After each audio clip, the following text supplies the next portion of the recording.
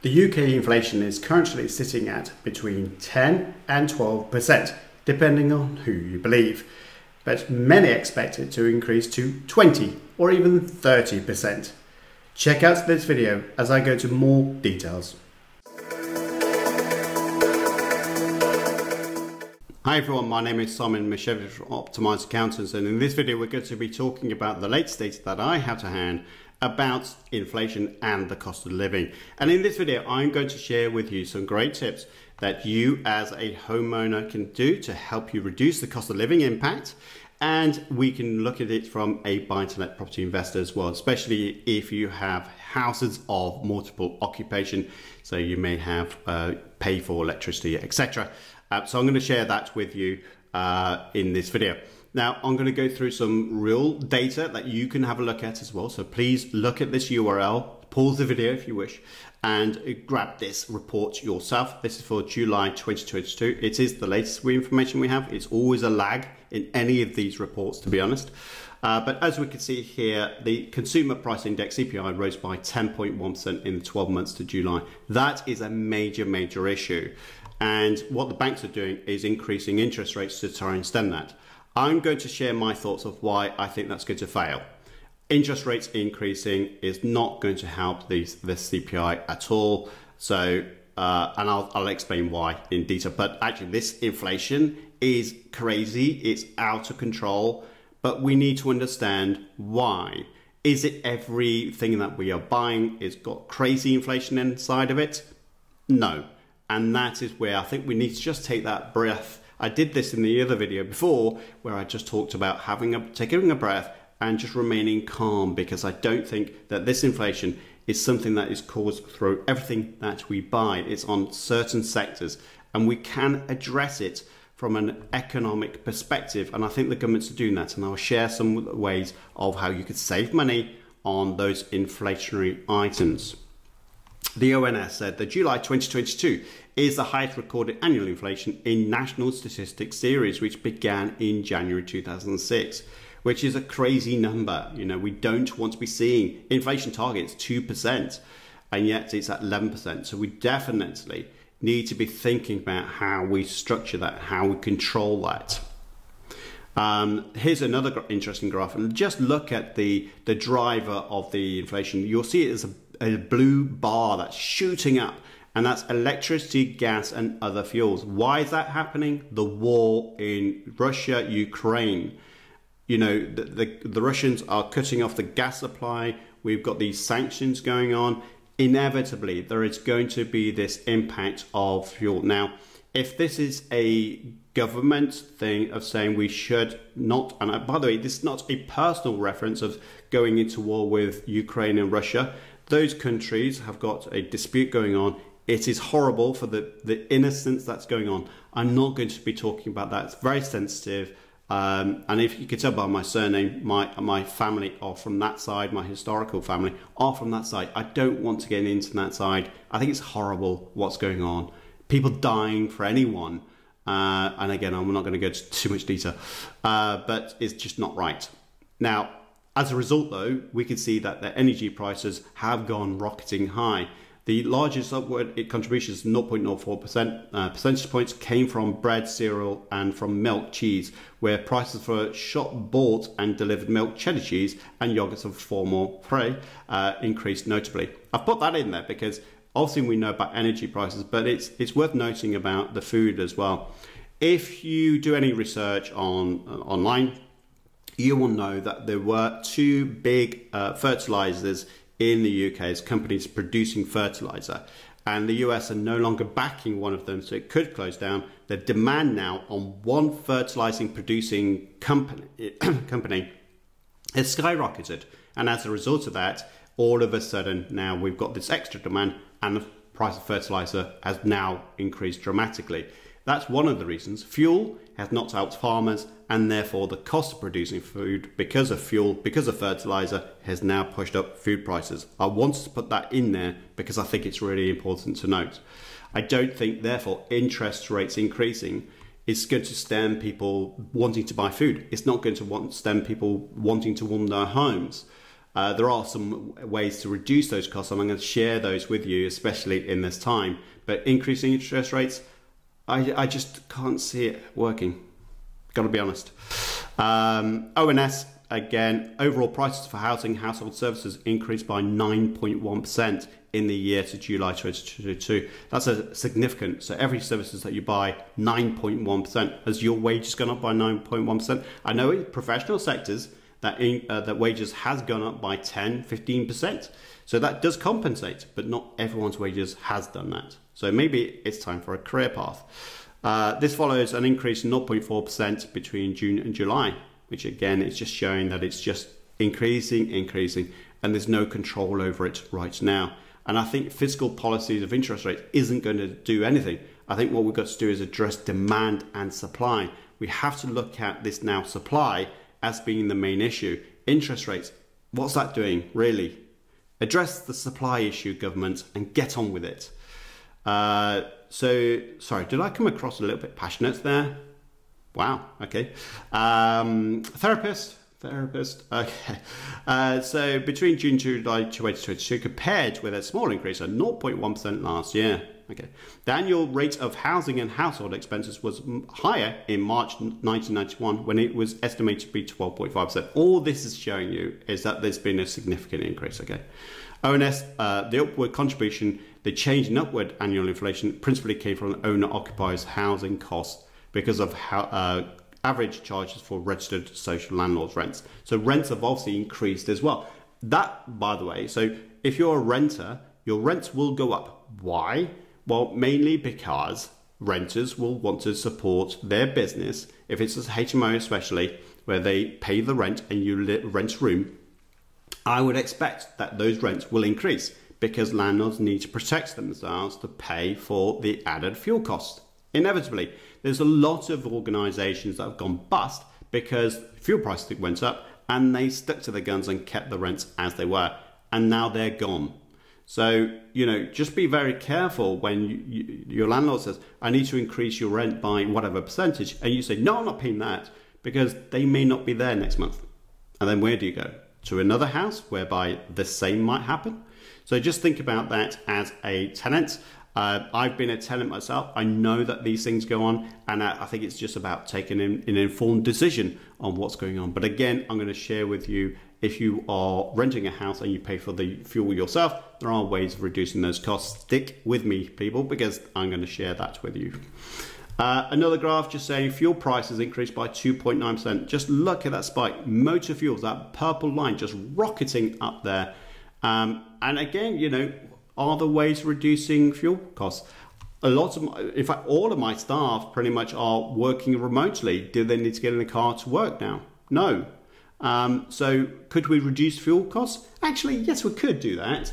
And therefore, cost of living might be hampered.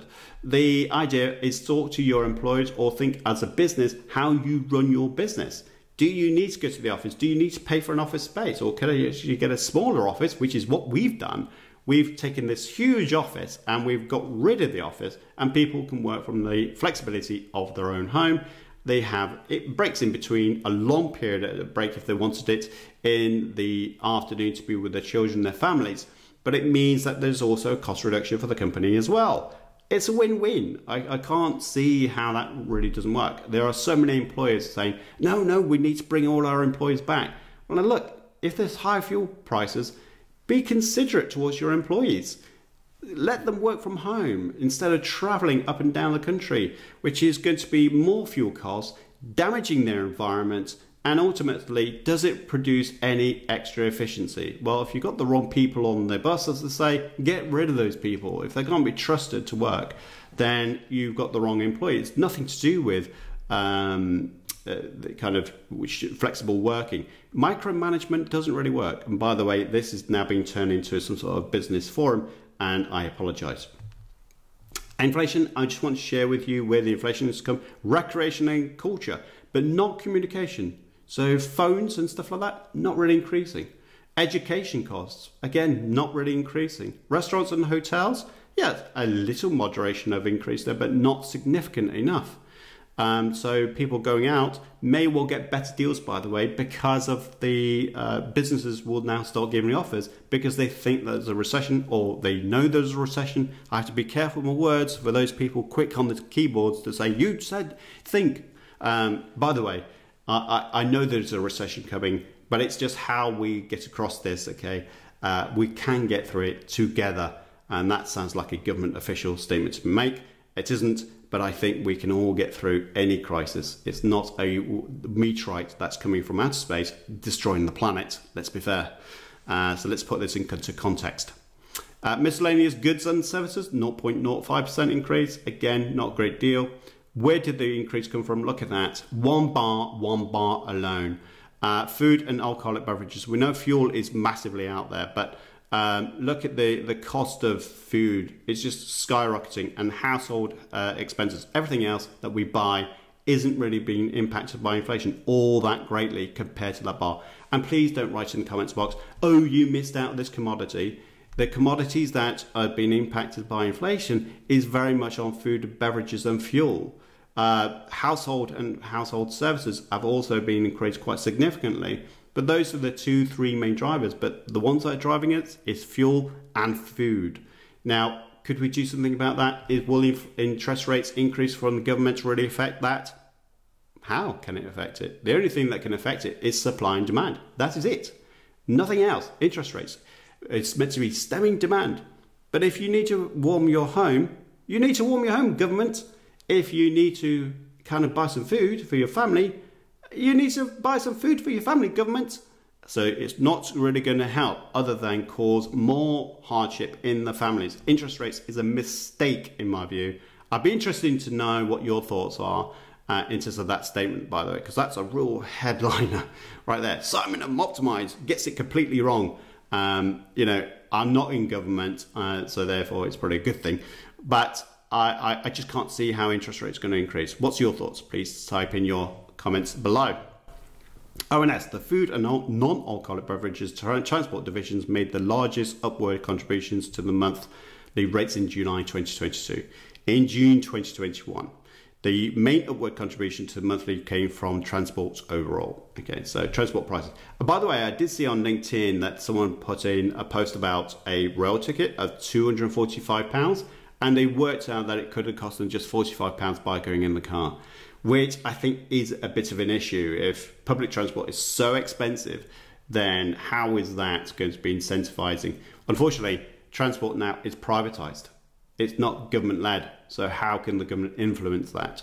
It's very, very difficult. So I think the idea of government saying, we want people to use public transport, you have no control over that anymore. So you trying to make that statement when privatized companies are pushing up those prices is not going to work. You need to either take that over again and say privatization is done, we'll bring the public transport back into the house, and we'll bring prices back down again, and we'll co-fund it in some way. By the way, again, I'm not going to be in government anytime soon. You'll be pleased to know. Ofgem, or Ofgem, I don't know how you say that, Ofgem, updates price cap level, tightens up rules on suppliers. And this is a really interesting perspective. So we know that fuel price is going up, but what is going to be done about it? Ofgem said today, 26th of August 2022, so pretty recent, Ofgem has announced the energy price cap will increase to 3,549 per year for dual fuel for an average household from October the 1st.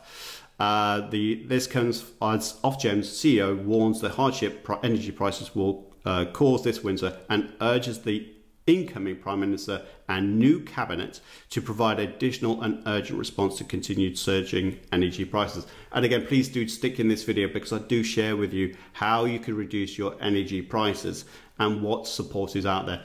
Help is already out there. Yes, it requires more help coming from, but you know, there is help already there. So stick with this video. I will share those details. The big thing for me here is the fact that if there's a cap and there's going to be support, then inflation might do away with itself. But actually, will that cause financial hardship if the government supports? I think the fact that there is a war and the UK government are causing sanctions on Russia, which then inevitably hurts us financially, then unfortunately the government, I feel, needs to bankroll that. They need to finance it. What's your thoughts on that? I mean, should you as an individual that does or not believe in the war in Russia and Ukraine paying for this? I think there is a moral fiber question there, and that's for you to really work out. It's not for me to question you or anything like that, but it's just interesting from my perspective. They are doing this. It's going to be, you know, we're doing this for the benefit of people in Ukraine, but then we're hurting our own people. How much we're hurting our own people, with people starving, being homeless, cost of living, whatever else. We really do need to act on that. We need to look after our own people first and foremost. I believe that's always been the case. I do believe that the war, as I mentioned earlier, Ukraine is terrible. It shouldn't have happened. Should not happen in the future, and not in this day and world. But we do need to protect our own people that are suffering. Ofgem said the government support package is delivering help right now, which is nice, and we can see that, and I'll explain more later. But it's clear the new Prime Minister will need to act further to tackle the impact of the price increases coming in from October and next year. So they're saying that these increases in prices is going to increase going forwards. So what we're seeing right now is not the end. Energy prices will continue to increase, and I'll show that in my next release of this video. We are working with ministers and consumer groups and industry on a set of options incoming Prime Minister that will require urgent action. And to be honest, I think with this particular crisis, I did that because I just hear the word crisis on everything now. Oh, I stubbed my toe. Crisis!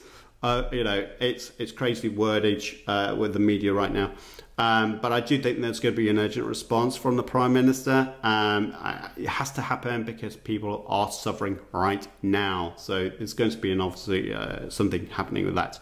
The response will need to match the scale of the crisis we have met before us. By the way, when I was joking about crisis, I get this. This is genuine a crisis with the fuel price being so high, 10, 12%, 20, 30%, 40%. That is a crisis. A price drop of 7% in housing, that's not a crisis for me personally. I'll be interested in your comments box below, but I don't think it is.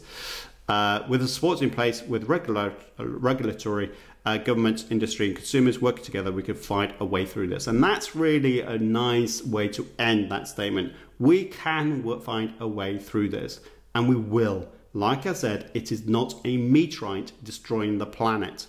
This is a crisis of energy, and we could do something about supply and demand. The problem is that where the supply is coming from Russia and we have the demand, where do we go? And that's going to be the thing that the government really needs to step in and to resolve. By the way, this is a great website. I'm sure that says Ben, by the way. I'm hoping it does. Well, it should do, because it's ben.org. The clue is in the URL, Simon. So Ben has produced this very useful website. So anyone that's looking to reduce their house prices, cost of living, or have issues, then there is a helpline for you to get that support. So this is a great website. So please do share this website with people that you know, or this video, which contains this part of the video, because I'm going to be talking about now how to reduce your cost of living, which is very important. But Ben is a great way of going to a source of information. There is going to be some financial support in there. There's going to be some sort of, you can see their donations. So we can help people get support. Optimize is going to be looking at this, Ben, and Support for Life, and providing some sort of financial as well as some resources of time from me to help people that's facing those difficulties in the UK. I've done the same with Ukraine. I will continue to do my work and support for those organisations and people in difficult positions in Ukraine and in the UK. But what that website said, and please do go back to it, pause it, get the URL, share that URL, share this video. Ben, and again, this is a good 10 tips of reducing costs. So again, maybe share this video, because I think people will want to know how to reduce their costs. Maybe you have an aunt, maybe you have a grandparent, maybe you have children that are starting a new home and are freaking out because they're not sure what this recession is all about and the inflationary out of control is all about. They are the ones that probably will be overreacting because they've never seen this before. So share this stuff, information with them. So top 10 tips from Ben. Firstly, track your spending. The amount of people that I'd see that do not have an idea what they're spending, go through your bank statements, start producing spreadsheets. And I know that my friend Villy Chung will be straight on to this and say, there you are with your spreadsheets again. Yes, Villy, I am. And I produce a forecast of how much money I'm going to be spending. So it's worth it. Haggle where you can. Now, I know in the UK it's difficult to haggle, but some places you can still haggle on items. But equally, haggle means shop around for me. So make sure you do that. Turn down your thermostat. There are people that are sitting in their homes. Fuel prices are going up. So rather than, now my mum would love this part. Margaret Sheridan, here you are. You'll be proud of your son. Because right now, I'm saying turn down your thermostat from 23, which is what I have it on, to something like 19 or even 17. I think their article says 17. Wow, that's cold. I live in Spain, so 17 would be just a no-no. I've got the sunshine outside, you know, but I use it for air conditioning. So I have the other side of the issue. Okay, so from that side of things, that turning down your thermostat could be a way. Put a vest on, a jumper or something like that. Do still some star jumps maybe in front of the TV. Do some push-ups. Don't know what that is. Okay, chop your food spend, like what they did there. Chop your food spend. So again, maybe shop around in terms of different items. Could you make things yourself? I do see that shops now putting so much preservatives into food, and it's probably been there for a long, long time. I'm just a bit more sensitive towards it now. And I'm now doing food from a basic start, so raw materials, raw vegetables, and then cooking my own recipes. Maybe you could do the same thing. Look at other places as well. Will markets be better choice for you? Also, look at buying frozen food. I know it's not a nutritional thing. Please don't whack me on this if you're a nutritionist about saying, oh, frozen's not good for you. I get that, but I think equally, there are ways of getting organic food into a freezer compartment and then you don't waste as much food. I think food wastage is something that we should be touching upon maybe in a video talking about reducing house price, because how much food do we waste? A lot, about 30% apparently. I saw a statistic on. Switch off standby. So if you've got electronic devices everywhere and everything is on standby or constant charge, turn it off, because ultimately it will save you energy. Cut your fuel costs, as I discussed earlier. Maybe not traveling into work so much. If you run a business, let your employees work from home. If you've got client meetings, use Zoom rather than anything else. Lights, camera, action, again, switching things off. I think that's basically the same kind of thing. Energy efficient appliances. So if you've got appliances like fridges mainly, that are guzzling all that energy to keep things cool, maybe chucking that out because it will cost you over time to have that particular product. Take 4-minute showers. I love that one. 4-minute showers. Time yourself. I mean, that'd be quite good. I mean, if my son was Hugo was in the shower, he probably would do it in 2 minutes. Scruffy boy.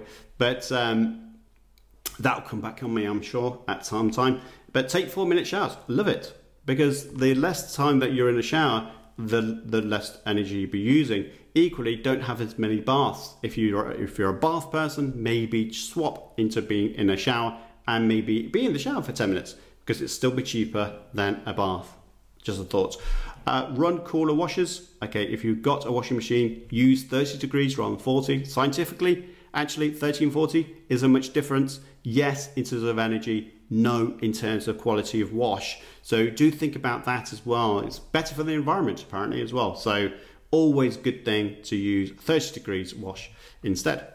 According to Barclaycard payments, and this is from Ben Barnday to continue, according to Barclaycard payments, households spend around £500 a year on subscriptions. Okay, so subscription, we talk about Netflix, Apple TV, Disney, great channel. I'm not switching that off. But there's other things, right? Hulu and whatever else. And what it's saying is that even in your gym is part of that subscription, and memberships are the things that you used to have. Amazingly, just get your phone. I don't have a phone to hand, that's stupid. But go through your phone and look on your subscription. If you've got Apple, for instance, Google will be slightly different. But if you've got Apple, you will see the subscriptions. It was amazing. I switched off 2 subscriptions that I was paid for, never used them. So how many of those can you do as well? Reduce the cost of living, turning your heating down by 1 degree. Now look at this, aim to reduce your thermostats around 17 degrees and make all the difference. 17? Crikey, O'Reilly. I mean, I thought 19 was cold, but 17 is nuts. But £80 a year doesn't sound a lot, but if you're using 23, reducing it down to 17, you will probably save more than £80 on average. You can save £40 a year by remembering to turn off your appliances off standby mode, not your fridge and freezer. Okay, just a snip. Clearly it doesn't mean that, but just as a side joke there, clearly failed. Yes, to turn off your appliances if you don't have clocks on them. And to be fair, even if you do have this stupid little small clock on video and it resets to 000, are you going to be that bothered? And actually, if you're worried about it being flashing and being annoying, just put some tape over it. Done. So is it worth you paying energy just for that small clock that you never really look at anyway? No, actually just switch off the devices. In fact, that's what I'm going to do next, is actually start to do that. Take out all the plugs, because I still don't trust them even if you've got them on off. And I'm in Europe, so they're always on. America's the same, always on. There's never a switch. So take your plugs out, okay? That might be easier and switching things off. So save yourself on energy prices. Replacing all the lights in your home. LED lights would reduce you save even more. Modern LED lights use 90% less electricity. 90%. Now, that is a lot. So there's two things here. Switch off your lights. You know, don't keep your lights on, which is, you know, my son should be listening to this. I shall make him watch it. He's 7, 8 now. But you should be reducing costs by switching off the lights. People, switch off the lights. And using LED obviously will reduce that cost even further. Amazing cost reducing ideas. My personal tips, check all direct debits and standing orders. Again, I had a couple of direct debits in my business, not in my personal, but in my business, where I was paying for online systems, which I wasn't using anymore in marketing. And I just switched them off and I saved £100 a month. And it was crazy because I'm just thinking, well, why didn't I do that before? Why does it take a crisis? I do think that maybe just checking your every bank, direct debits, standing orders, online subscriptions on your phone, and any other gizmo, PayPal subscriptions as well, where it says you've got subscriptions. Check them all out and start getting rid of them. Please drop a comment in the box below. What subscription have you turned off because of this video?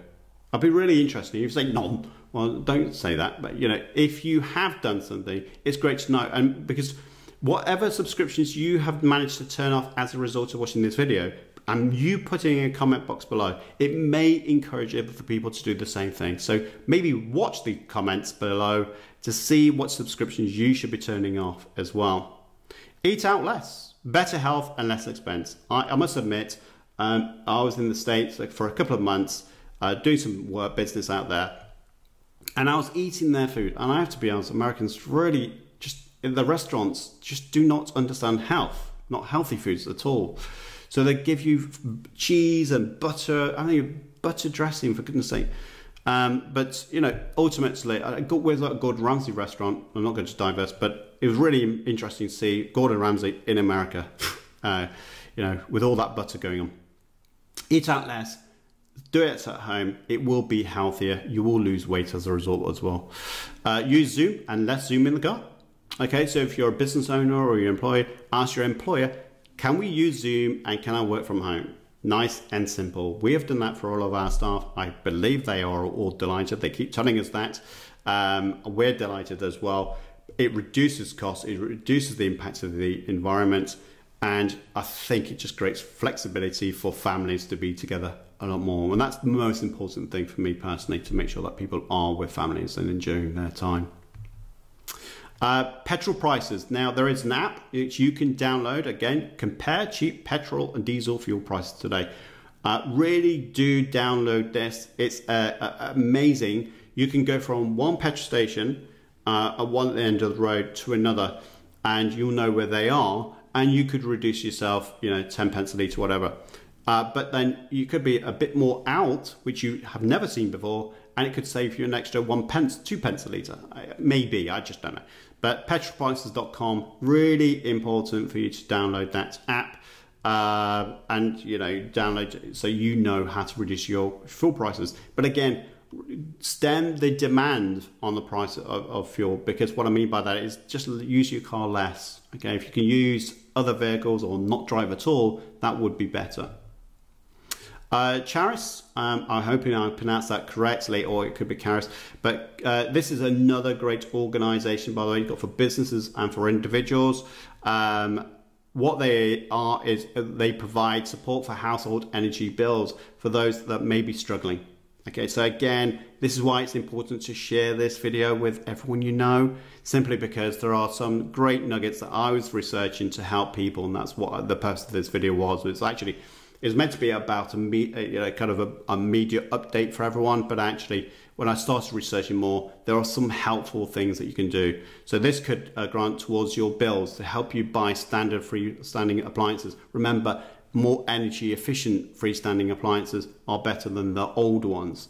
So have a look at that, Charis. There's the page there. Go onto that website. Very, very useful. Share that with your family members as well as business colleagues. Energy bills to support scheme explainer. We're talking about the Ofgem, and again, here it is. There is help here already. This is from the .gov website. Again, pause this video, get the URL, start saving some money, start bringing in money from the government. Over the past year, global energy prices have soared, with wholesale gas prices alone quadrupling. So that's a huge amount of increase, isn't it? This has led to an unprecedented rise in household energy bills. The Energy Bill Support Scheme will deliver £400 non-repayable discount to eligible households to help with energy bills from October. £400. That is significant, especially when it goes towards your energy bill. So it's worth you doing that. Have you used it? Again, please put in your comments box below anything that's useful for other viewers to hear about. And are there other ways of reducing cost of living? Please do share those, and I'll produce a video. I'll even get you on one of my videos if you would like that to happen. I'm really keen to help as many people as I can during this inflation crisis and the cost of living. I believe that this, unlike the housing pricing, is genuinely, this is a crisis and we need to get through it, but we need to work together on this one. The Gov said this is a 11 billion scheme which forms part of 37 billion cost of living assistance package for consumers over winter 2022 and 2023. This scheme will help 29 million households across Great Britain. There is no need to apply for the discount. Okay.